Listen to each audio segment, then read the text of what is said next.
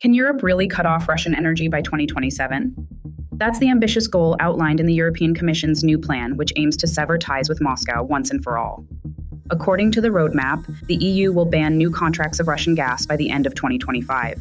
By 2027, all existing long-term contracts will be terminated, affecting companies which hold LNG contracts extending into the 2030s.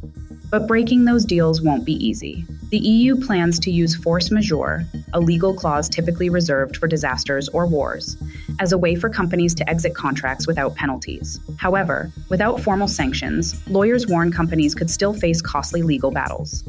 To fill the gap left by Russian fuel, the EU will ramp up LNG imports from the US, Qatar, and North Africa, while investing heavily in renewables and energy efficiency. But that strategy is raising new concerns. While the EU moves to cut off Russian gas, it's becoming increasingly reliant on US LNG, which now makes up nearly half of Europe's LNG imports. Critics warn that trading one dependency for another could backfire, and with US LNG prices fluctuating, the EU could find itself paying more to keep the lights on.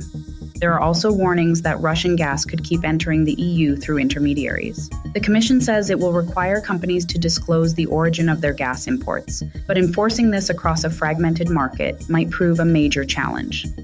Meanwhile, some member states like Slovakia and Hungary are pushing back. Slovak Prime Minister Fico called the roadmap economic suicide, warning it will drive up energy prices across the bloc and damage EU competitiveness. With Russian gas still making up 13% of EU imports, and two-thirds of that under long-term contracts, the road to energy independence is fraught with legal, logistical, and political hurdles. The clock is ticking.